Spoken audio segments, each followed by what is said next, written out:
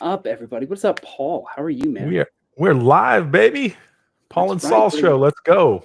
We're live. We're alive, and there's a lot to talk about today. So we're just gonna hop right into it after we play our super fun and cool intro, and you can watch us dance down there in the corner. Right down there.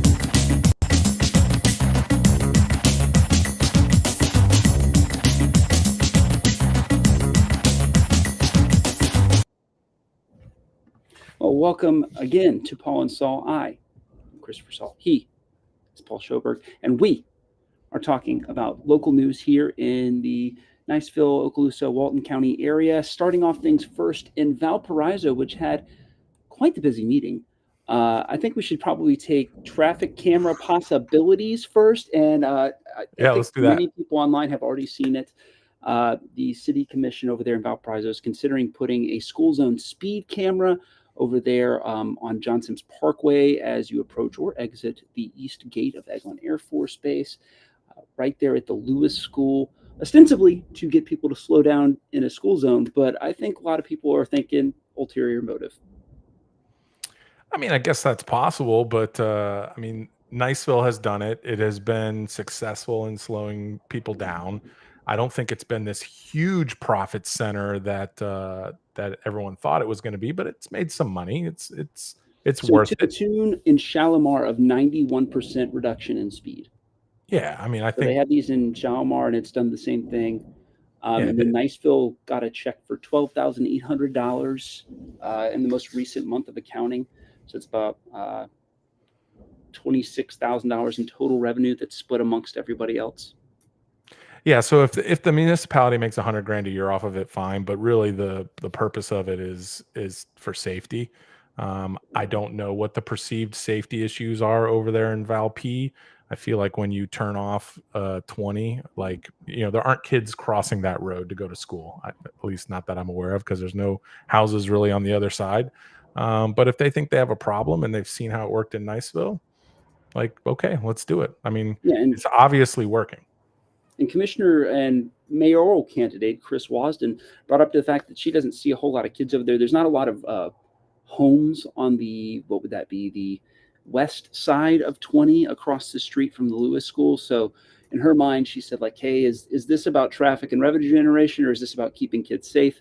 I understand that point of view. I'm not saying that she's wrong on that. But as somebody that has to drive or through that area pretty often, people are flying through that area, man. And I mean, I get it. It's a straightaway road for a long period of time. And so it's almost like a digital speed bump in my mind. Yeah, I mean, all of our major roads are flat and straight, and that just visually for people creates the opportunity to go fast. That's actually like the opposite of a small town's or strong town sentiment. Mm-hmm. If you look at strongtowns.org, they talk about making roadways a little more curvy, a little skinnier. Those type of things mentally force people to slow down. But speed cameras also make them slow down. So Yeah. And if you've got long straight roads that you don't plan on making curvy or skinnier, then maybe speed cameras are the way to go. yeah, and to that point, I think there's also fewer accidents, right, on those narrower, curvier roads, which ends up or decreasing travel time overall anyway. Right. That's right. So anyway, we'll be following this development. Nothing in stone yet. The Valparaiso Police Chief Joe Hart very much in favor of this, as was the captain who spoke on this. Some of the city commission more for it, some more against. So I think there will be a contentious discussion, a healthy back and forth, probably at the January meeting, which, by the way, Paul, will be held at their town or their city hall that they bought 4 years ago and have been renovating for the last 4 years. So hopefully all that the 4 years of mortgage payments is not going to go to waste, and they'll be able I'm to sure. use that next Yeah, month. I'm sure they're excited about that. But hey, the next story is something you and I have been talking about for months and Yes. said was going to happen, and it took them a long time, but they made it happen. The what is it? The arc of the moral universe is long, but it bends towards justice. Yeah. The fire chief over there at Valparaiso Fire Department has been terminated. They did it Thanksgiving week, but not in relation to his alleged use of the N word. Instead, it related to a lawsuit that was filed by a terminated lieutenant at the Valparaiso Fire Department. He was terminated this summer, Lieutenant Derek Bryan. Back and forth and back and forth. He filed an Equal Employment Opportunity Commission claim, went to, I guess, arbitration, went through all the steps. And finally, Lieutenant Bryan kind of set his demands, is what he told me. He said, I wanted three things. I wanted my job back, I wanted back pay, and I wanted the chief gone. And so the commission went into executive session the week of Thanksgiving. And so, we don't get to see that. That's the only piece of sunshine law doesn't cover. So they can talk about legal stuff without somebody figuring out what their strategy is. There has to be a court recorder there so that when all this stuff is over, excuse them as they're building things. We can go back and look at what they said once this whole thing is closed up. But right now we don't know what they said. But they go into the meeting, they come out of the meeting, and the first motion is made immediately by the fire commissioner, Tom Browning. Hey, let's get rid of the fire chief. And boy, howdy, it was quick. I mean, everybody said aye, it was over. And his last day of employment was, I believe, November 24th. I believe that was the day before Thanksgiving, if I'm not mistaken. So I put a video together, and I used Gerald Ford's "Our Long National Nightmare Is Over."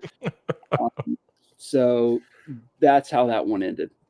Yeah, I mean, a good coverage on you for tracking this story over time, and obviously we've been talking about it for a long time as well.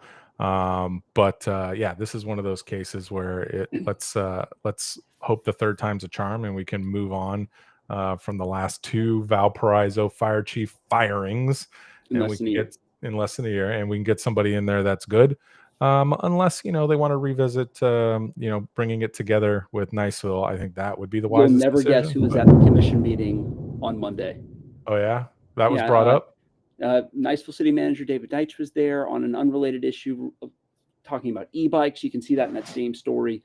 But also the fire chief was there. A battalion from Niceville Fire Department was also there in support.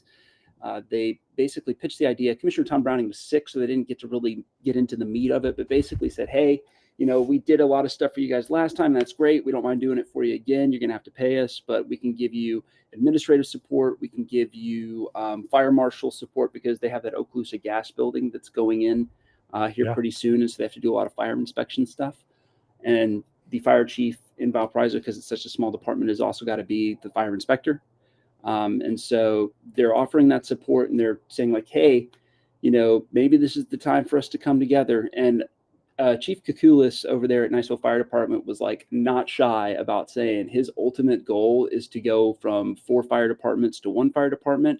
Now, whether or not that's the Niceville Fire Department or a North Bay Consolidated Fire Control District, he doesn't care. He said his direct quote was like, I came out of retirement once and I don't mind going back. So he has, he's not basically going to take his ball and go home if he doesn't get to be the chief.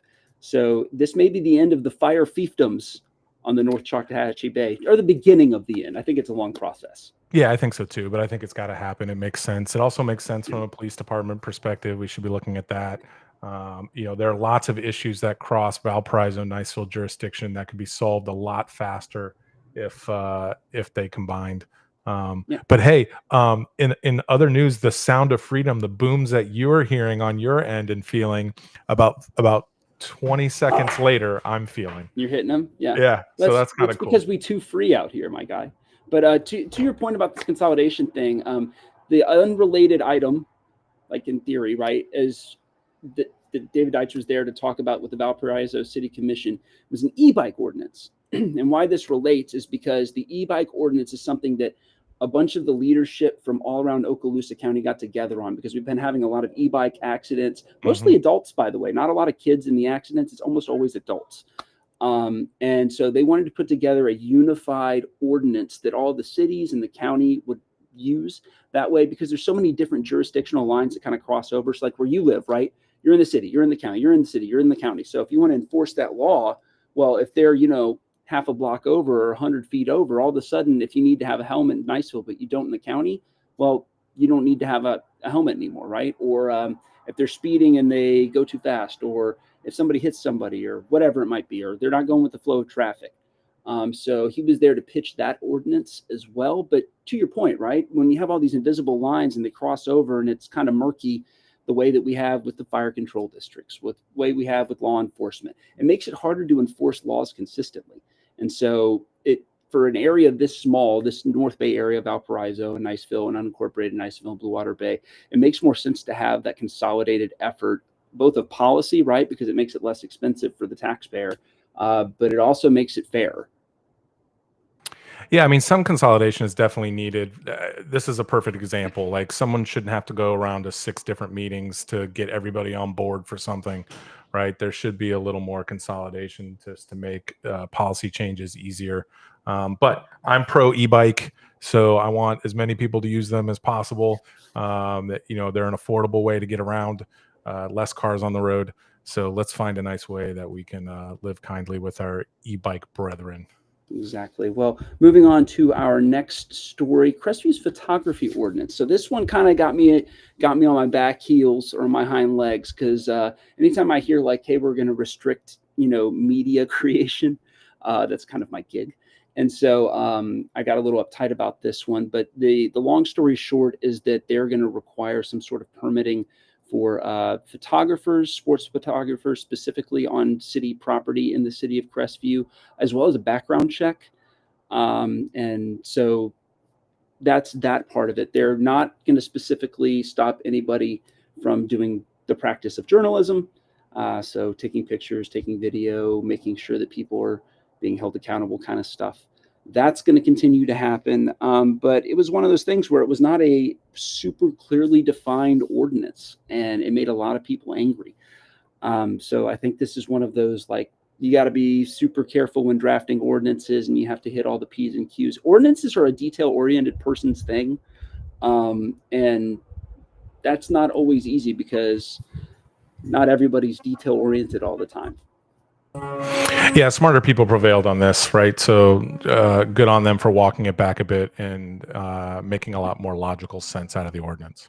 Yeah, and I would bet they would argue that, like, they didn't walk it back at all, that they just like cleared it up. But either way, right? Like, the problem is solved through better communication with folks. And so ultimately a win that got my heart rate going for a minute there. But I was like, oh, great. Now I get to sue somebody. Fantastic.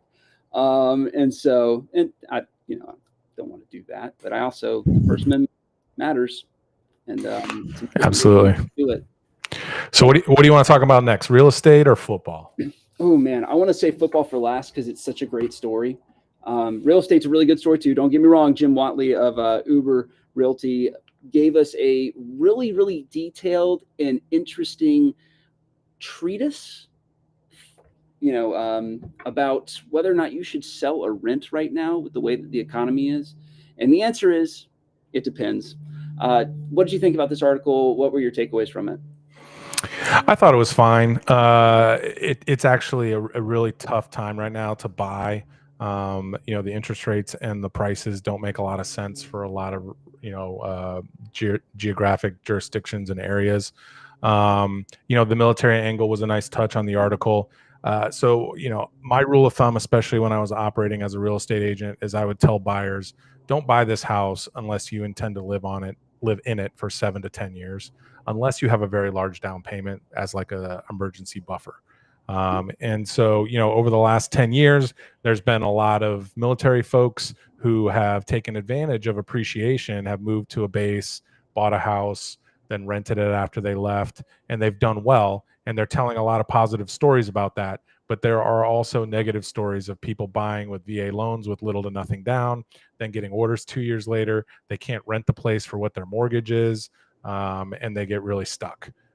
So, I think it's a great article. I think buyers should be cautious.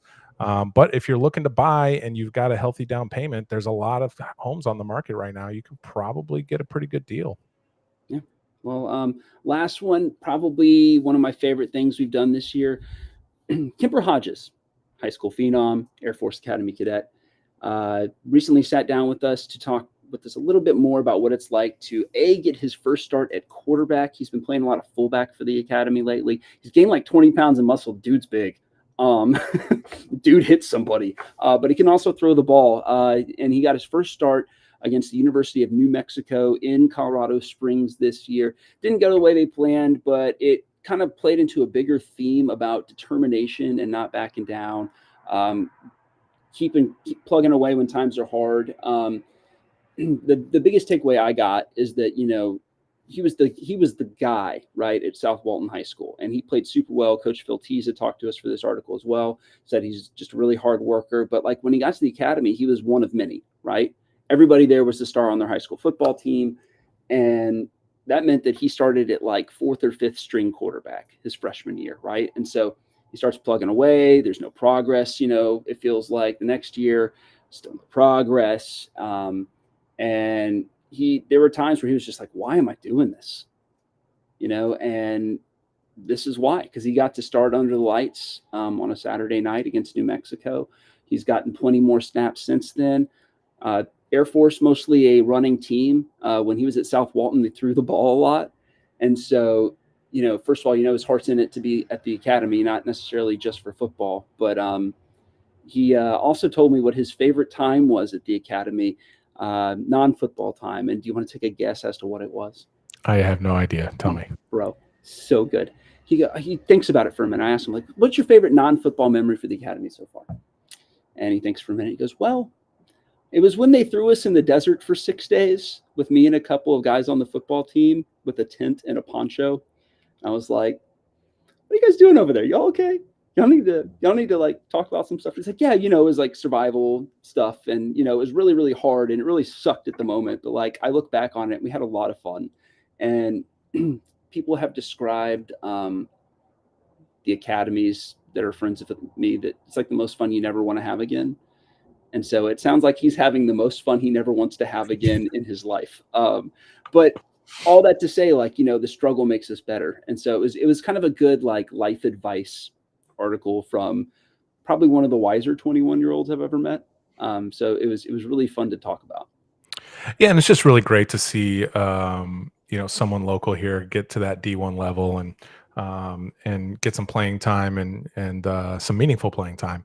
Mm-hmm. And so, it's interesting to me, having been here for so long, that we've had D1 players come out of here before, but it seems like more and more like we're seeing more of them. And I think it's really great for our community. It's aspirational for our athletes and our student athletes. And so I think it's awesome. We need to, kudos to you again for putting out a story like this, because I think it shines a light on hard work and perseverance and what is in the realm of the possible, even if you're from a small town in the panhandle of Florida. Yeah. And see, I don't write just negative stories. So I don't just make people, I don't just say bad things. So Kemper Hodges, thanks for giving me the emotional win of your story. And shout out to Phil Teesa, who I went to high school with. Dude, so, he's killing it right now, man. Yeah, my man, a finalist for Coach of the Year for Mid-Bay News' Coach of the Year. By the way, we're gonna have a show about that next week, where we're gonna reveal our winners for the Emerald Coast Elite. The only one I didn't get a vote in, so basically it's all popular vote. Whoever votes, that's who picks it. We don't really pick it. The only one that I gave total control to was Best Hot Dog of the Year, and Colin gets to pick that. That was not a public vote. I did not want to hear from the public on that. And so my man's giving out Hot Dog of the Year. Very important, probably the most important award we'll give out. Might be. That's all we got for this week. If you have story ideas, Christopher at Mid-Bay News is where you can find me.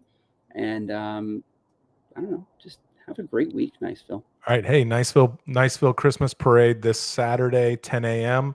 They're going to close down Parton and part of John Sims, I think, starting at like 9 a.m. So just be aware from a traffic perspective, but don't whine and complain about it. Actually go to the Christmas parade, celebrate our community. That's what it's all about.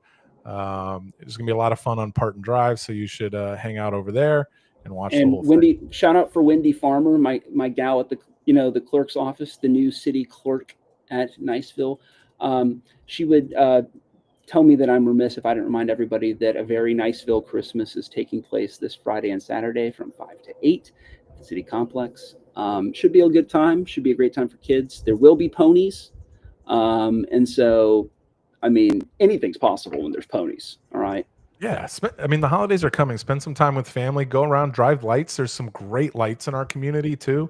Like the city does a great job in front of their complex. They got the thing by the pond when you come down from Crestview. Churches, Holy Name of Jesus has a light show in front Oh, of Father there. Steve always shows out, and he's got Yeah. music that you tune your dial to. Oh yeah, it's great. And obviously there's a guy in Blue Water with his lights. I think he's still Geek doing lights. that. So Yeah. yeah, so spend some time with family, drive around a little bit.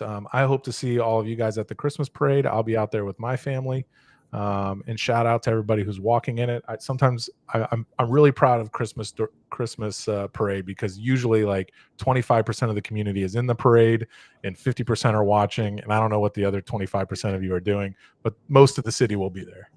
Man, I just like, I'm really thankful that we have like police on patrol, because you're right. Like 75% of Niceville is in one place. And I'm not like saying that that's like a opportunity.